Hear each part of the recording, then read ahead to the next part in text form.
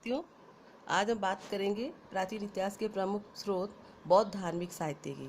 बौद्ध धर्म प्राचीन भारत का एक लोकप्रिय धर्म रहा है और इस धर्म के अंतर्गत अनेक साहित्यिक ग्रंथों की रचना हुई है। ये मुख्य तौर पर हम दो भागों में इनको बांट सकते हैं, एक पाली भाषा के ग्रंथ, दूसरा संस्कृत भाषा के ग्रंथ। पाली भाषा के ग्रंथों में पिटक ग्रंथों का सर्वप्रमुख स्थान है और इनकी रचना महात्मा बुद्ध के परिनिर्वाण के 100 साल के बाद की गई। उस 100 साल की अवधि तक महात्मा बुद्ध के उपदेशों को मौखिक परंपरा में ही पढ़ा सुना जाता रहा, समझा जाता रहा। बाद में ये आवश्यकता महसूस हुई कि महात्मा बुद्ध के जो संदेश हैं, विचार, उपदेश हैं, उनको संकलित किया जाए और उनका संकलन पिटक ग्रंथों में किया गया। पिटक ग्रंथ संख्या में 3 है, इसलिए इन्हें त्रिपिटक भी कहा जाता है। इसमें पहला स्थान है विनय पिटक का, जिसमें बौद्ध संघ संबंधी नियम, दैनिक आचार विचार, विधि निषेध आदि का वर्णन किया गया है। दूसरा है सूत पिटक।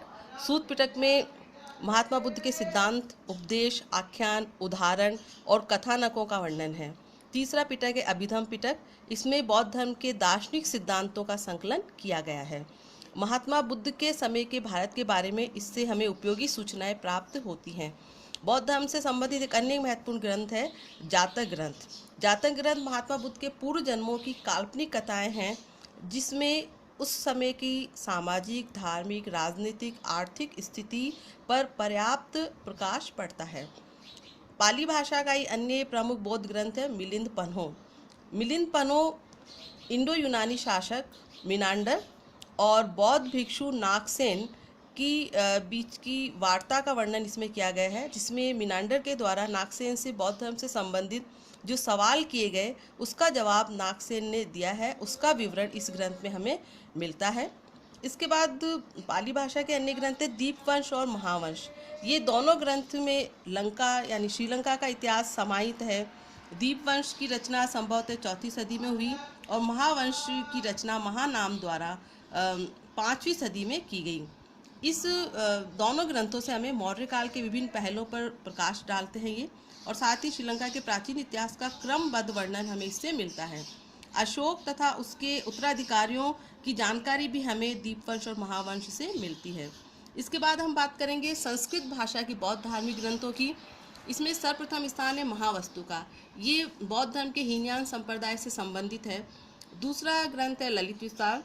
इसमें महात्मा बुद्ध के जीवन के बारे में तथा सामाजिक व धार्मिक जीवन के बारे में जानकारी उपलब्ध होती है। तीसरा ग्रंथ है दिव्यावदान। इसमें मौर्य उत्तरवर्ती मौर्य शासकों और साथ ही पुष्यमित्र शुंग, जो कि मौर्य वंश के बाद मगध का शासक बना, उसकी उपलब्धियों की, उसके बारे में, उसके काल में घटित घटनाओं की जानकारी हमें मिलती है। इसी के बाद आता है अश्वघोष रचित 3 ग्रंथों का। अश्वघोष ने 3 प्रमुख ग्रंथ लिखे हैं। अश्वघोष जो कि कुषाण शासक कनिष्क का दरबारी रचनाकार था, साहित्यकार था। उसने 3 ग्रंथ लिखे हैं। एक है बुद्ध चरित, दूसरा है सौंदानंद और तीसरा है सारीपुत्र प्रकरण। और इन ग्रंथों से हमें बुद्ध के जीवन व्रत के बारे में, उनकी शिक्षाओं के बारे में, साथ ही तत्कालीन परिस्थितियों की जानकारी भी मिलती है। संस्कृत भाषा में ही लिखा गया एक और अन्य महत्वपूर्ण ग्रंथ है आर्य मंजूश्री मूलकल्प। इसका रचनाकाल 8वीं शताब्दी तक का इतिहास इसमें हमें मिलता है। तो इस प्रकार हम देखते हैं कि बौद्ध धार्मिक साहित्य जो बौद्ध धर्म के दर्शन के बारे में, उनके महात्मा बुद्ध के उपदेशों के बारे में तो जानकारी देता ही है, साथ ही उस काल में घटित सामाजिक, आर्थिक व राजनीतिक घटनाओं की भी उल्लेखनीय जानकारी हमें इनसे मिलती है। इसके बाद हम आते हैं जैन साहित्य पर। जैन धर्म भी प्राचीन भारतीय इतिहास का एक महत्वपूर्ण धर्म रहा है और इस धर्म के दार्शनिकों, भिक्षुओं ने अनेक ग्रंथों की रचना की और इनसे हमें तत्कालीन राजतंत्रों और गणतंत्रों पर जो है पर्याप्त जानकारी उपलब्ध होती है। जैन साहित्य का सबसे प्रमुख स्थान है जैन आगम ग्रंथों का। ये सबसे प्राचीन है और इसमें 12 उपांग, 12 अंग, 12 उपांग, 10 प्रकीर्ण, 6 छेद सूत्र सम्मिलित है। इसमें आचरांग सूत्र सबसे प्राचीन और सर्वप्रिय है, जिसमें जैन भिक्षु के आचार संबंधी नियमों का संकलन किया गया है।